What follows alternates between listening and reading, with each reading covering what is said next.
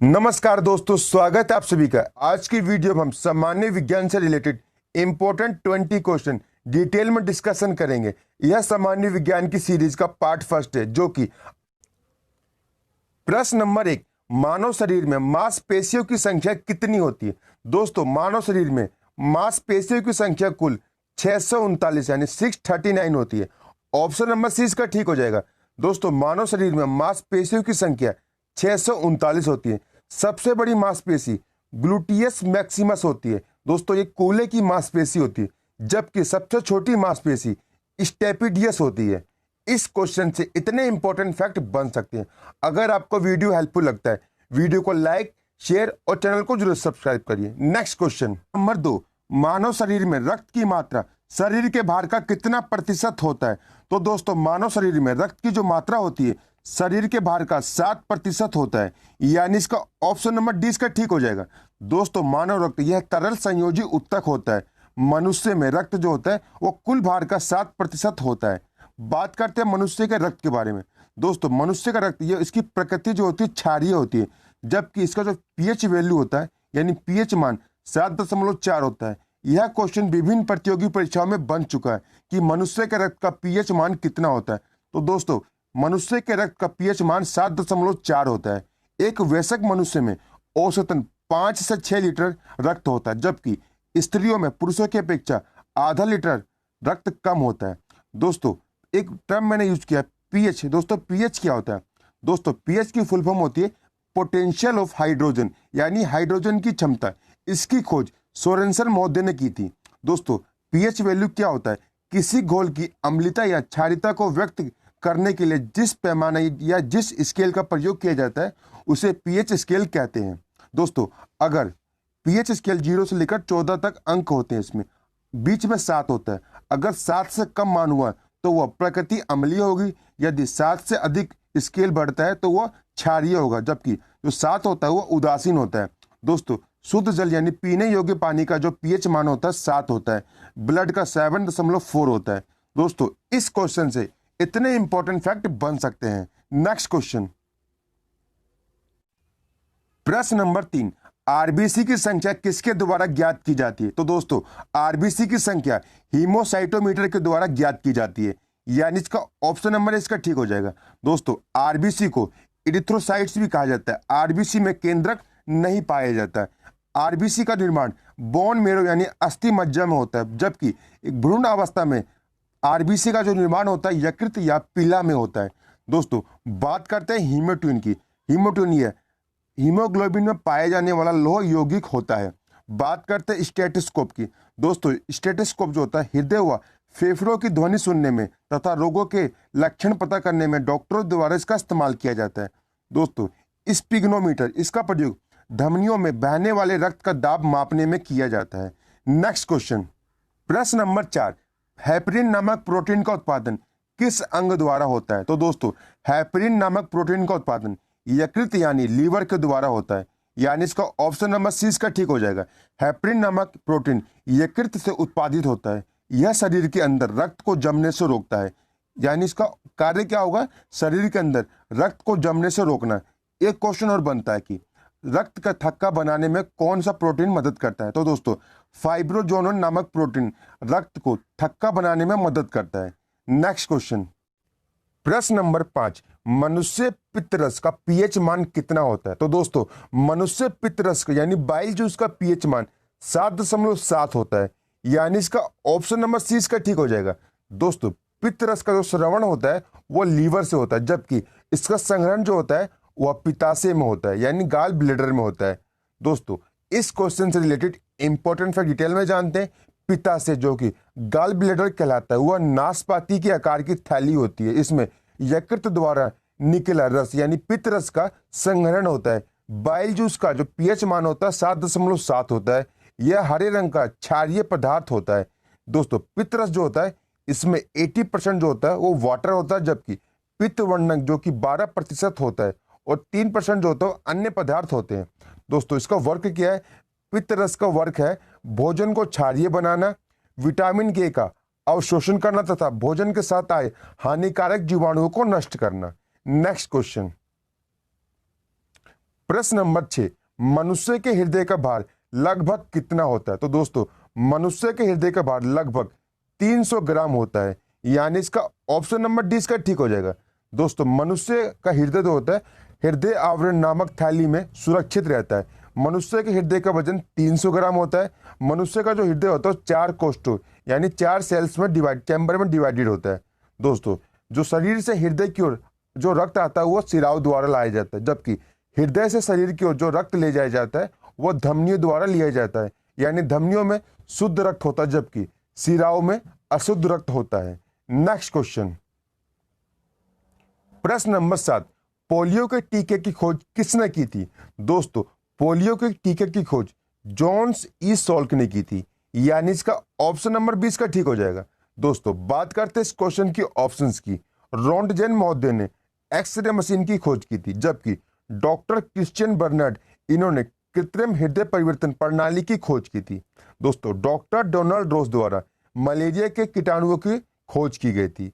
इस क्वेश्चन से इतने इंपॉर्टेंट फैक्ट बन सकते हैं। नेक्स्ट क्वेश्चन, प्रश्न नंबर 8, राष्ट्रीय समुद्र विज्ञान संस्थान कहाँ स्थित है? दोस्तों राष्ट्रीय समुद्र विज्ञान संस्थान यानी नेशनल इंस्टीट्यूट ऑफ ओशनोग्राफी यह गोवा की राजधानी पणजी में स्थित है, यानी इसका ऑप्शन नंबर इसका ठीक हो जाएगा। नेक्स्ट क्वेश्चन, प्रश्न नंबर 9, जेट विमान को रॉकेट के समान अधिक ऊंचाई तक क्यों नहीं भेजा जा सकता? तो दोस्तों ऑक्सीजन की कमी के कारण जेट विमान को रॉकेट के समान अधिक ऊंचाई तक नहीं भेजा जा सकता, यानी इसका ऑप्शन नंबर इसका ठीक हो जाएगा। दोस्तों रॉकेट में ईंधन को जलाने के लिए अंदर में ही ऑक्सीजन की आपूर्ति की व्यवस्था होती है, परंतु जेट प्लेन में ईंधन जो कि केरोसिन होता है जिसे जलाने के लिए वायुमंडल से ऑक्सीजन प्राप्त किया जाता है। अधिक ऊंचाई पर वायुमंडल का अभाव पाया जाता है, इसलिए जेट विमान को रॉकेट के समान अधिक ऊंचाई तक नहीं भेजा जा सकता। नेक्स्ट क्वेश्चन, प्रश्न नंबर 10, सौर सेल का आविष्कार कब किया गया था? तो दोस्तों सौर सेल का आविष्कार 1954 में किया गया था, यानी इसका ऑप्शन नंबर सी इसका ठीक हो जाएगा। दोस्तों 1954 में सौर सेल बनाया गया था। सौर सेल सौर प्रकाश को सीधे विद्युत ऊर्जा में परिवर्तित करता है। दोस्तों सौर सेल लगभग 1% सौर ऊर्जा को विद्युत ऊर्जा में परिवर्तित कर सकता है।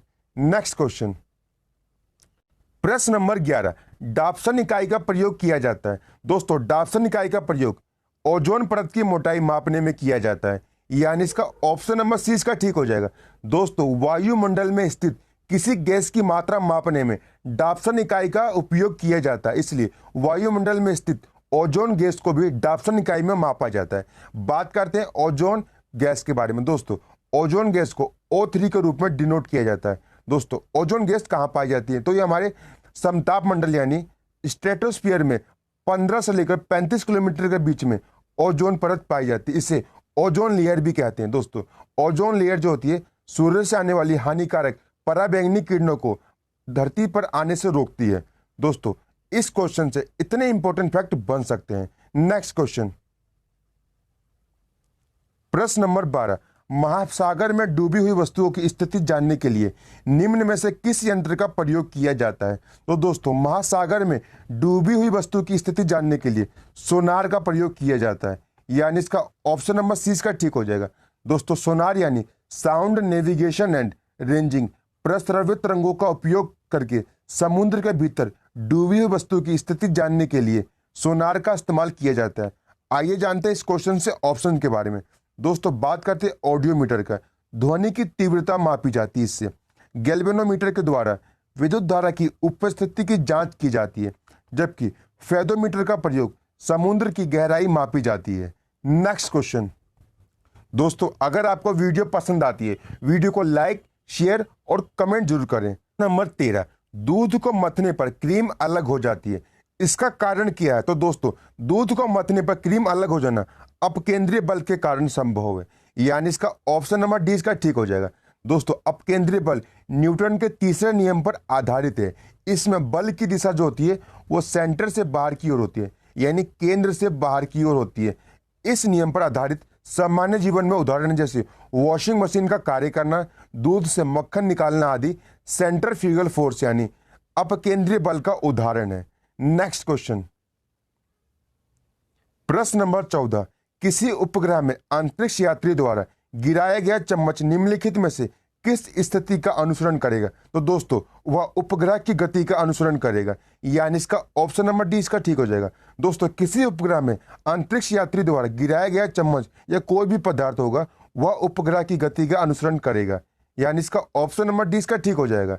नेक्स्ट क्वेश्चन, प्रश्न नंबर 15, जलते हुए विद्युत बल्ब के तंतु का ताप सामान्यतः होता है। तो दोस्तों जलते हुए विद्युत बल्ब का तंतु का ताप जो होता है वो 1500 से लेकर 2500 डिग्री सेल्सियस के बीच में होता है, यानी इसका ऑप्शन नंबर 20 का ठीक हो जाएगा।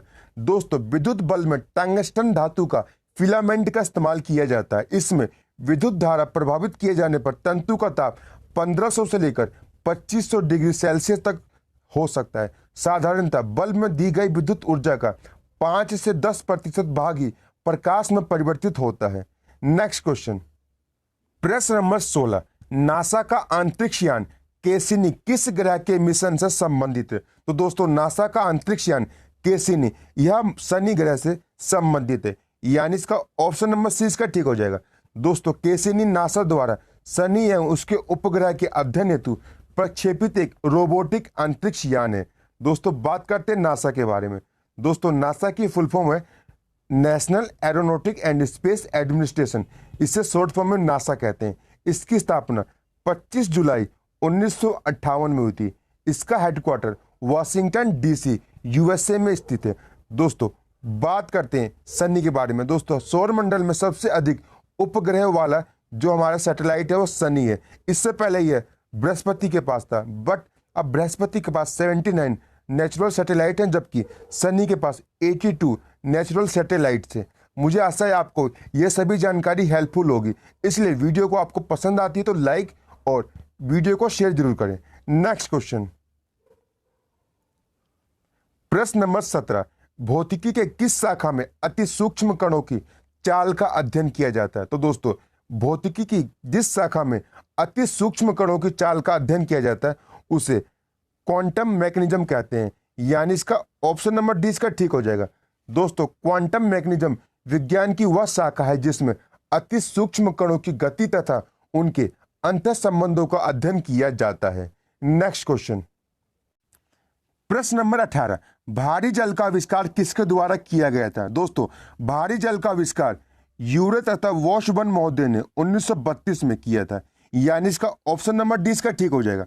दोस्तों भारी जल यानी D2O जिसे ड्यूटेरियम के ऑक्साइड के रूप में जाना जाता है, इसकी खोज 1932 में यूरे तथा वॉशबर्न महोदय ने किया था। भारी जल 38 डिग्री सेल्सियस पर जमता है। साधारण जल के लगभग 7000 भागों में 1% भाग होता है वो भारी जल होता है।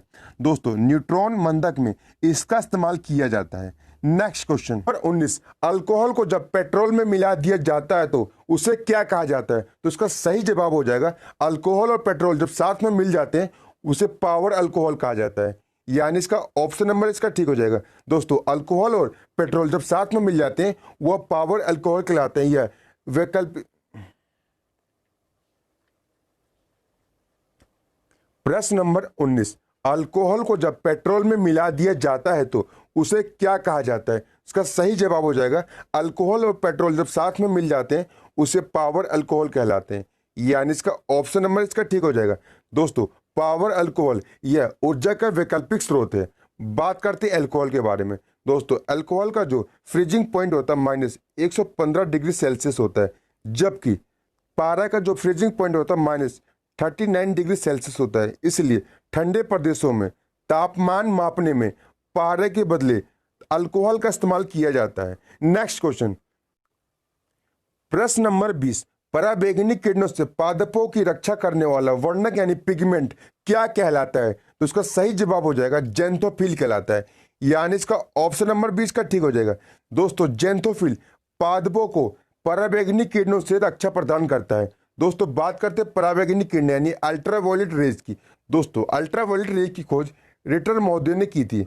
अल्ट्रावायलेट किरणें होती 3 प्रकार की होती है, अल्ट्रावायलेट ए, अल्ट्रावायलेट बी तथा अल्ट्रावायलेट सी। जो इसमें सबसे घातक होती है अल्ट्रावायलेट यानी यूवीसी किरणें जो होती है सबसे घातक होती है, परंतु ये धरती तक आने से रोक ली जाती है। किसके द्वारा रोक ली जाती है? ओजोन लेयर द्वारा रोक ली जाती है। दोस्तों आज की वीडियो से इतने इंपॉर्टेंट क्वेश्चन बन सकते थे। दोस्तों आज के लिए आप सभी के लिए होमवर्क है, क्वेश्चन फॉर प्रैक्टिस। प्रश्न है, बसंतीकरण शब्द का सर्वप्रथम प्रयोग किसने किया था? इसका सही जवाब आप सभी को कमेंट सेक्शन में बताना होगा। अगर आपको आज की वीडियो हेल्पफुल लगी हो, वीडियो को लाइक और कमेंट जरूर करें। दोस्तों इस वीडियो की PDF आप हमारे टेलीग्राम चैनल SSC मेकर से प्राप्त कर सकते हैं। आज के लिए इतना ही, धन्यवाद दोस्तों।